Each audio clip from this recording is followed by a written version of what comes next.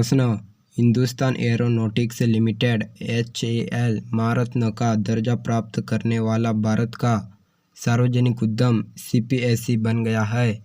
तो Hindustan aeronautics limited (HAL) महारत्न का दर्जा प्राप्त करने वाला भारत का कौन सा सार्वजनिक उद्यम बन गया है? Hindustan aeronautics limited.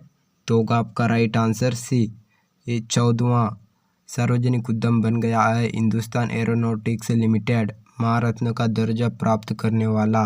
प्रश्न दूसरा, किस राज्य सरकार ने दिव्यांगों के लिए रोजगार पोर्टल लॉन्च किया है? तो किस राज्य सरकार ने दिव्यांगों के लिए रोजगार पोर्टल लॉन्च किया है हाल ही में? तो होगा आपका राइट आंसर बी, तेलंगाना राज्य सरकार ने दिव्यांगों के लिए रोजगार पोर्टल लॉन्च किया है।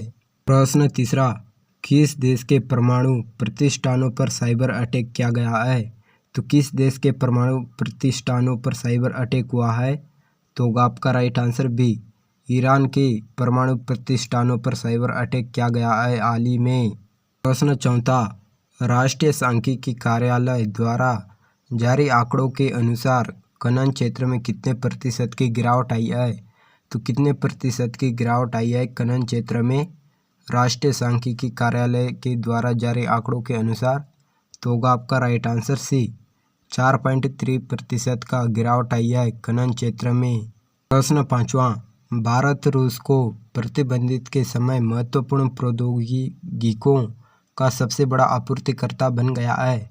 तो भारत रूस को प्रतिबंधित के समय महत्वपूर्ण प्रौद्योगिकियों का सबसे बड़ा आपूर्तिकर्ता कौन सा बन गया है? तो होगा आपका राइट आंसर बी, दूसरा सबसे बड़ा आपूर्तिकर्ता बन गया है भारत रूस को प्रतिबंधित के समय महत्वपूर्ण सामान देने वाला। प्रश्न छठवां, किस राज्य में 13 अक्टूबर से पारंपरिक रीति रिवाजों के साथ अंतर्राष्ट्रीय दशहरा उत्सव शुरू हुआ है? तो किस राज्य में 13 अक्टूबर से पारंपरिक रीति रिवाजों के साथ अंतर्राष्ट्रीय दशहरा उत्सव शुरू हुआ है?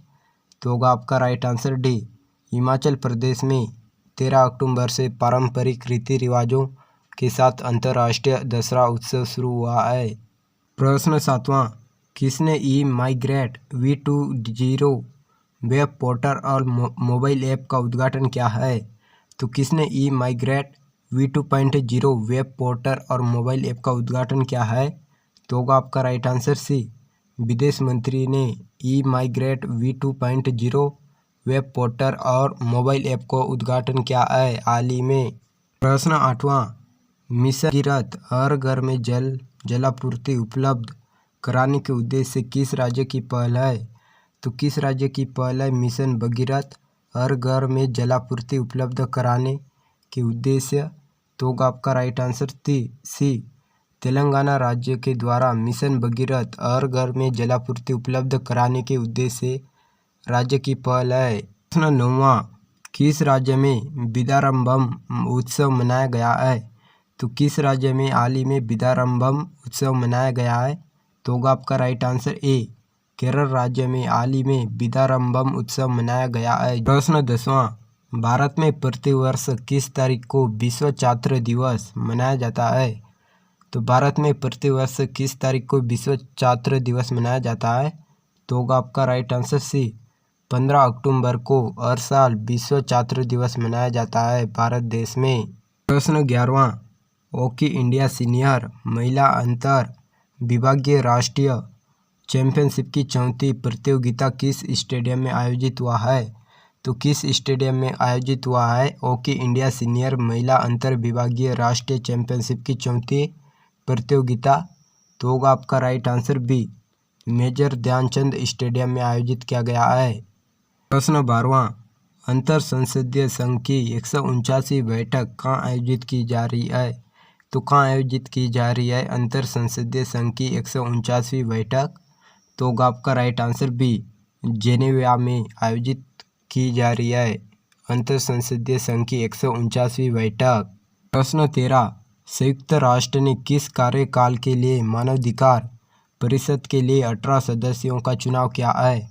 तो संयुक्त राष्ट्र ने किस कार्यकाल के लिए मानवाधिकार परिषद के 18 सदस्यों का चुनाव किया है? तो होगा आपका राइट आंसर बी, वर्ष 2025 से वर्ष 2027 तक के कार्यकाल के लिए 18 सदस्यों का चुनाव किया है संयुक्त राष्ट्र ने।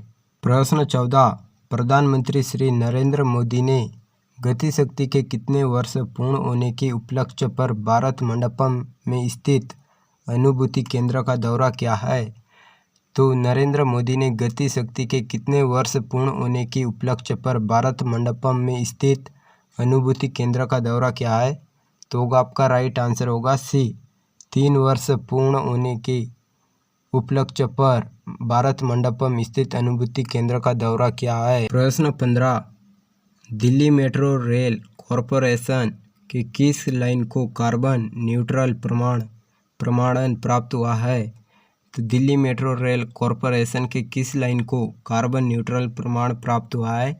तो आपका right answer C, blue line को कार्बन न्यूट्रल प्रमाण प्राप्त हुआ है। दिल्ली मेट्रो रेल कॉरपोरेशन की लाइन है।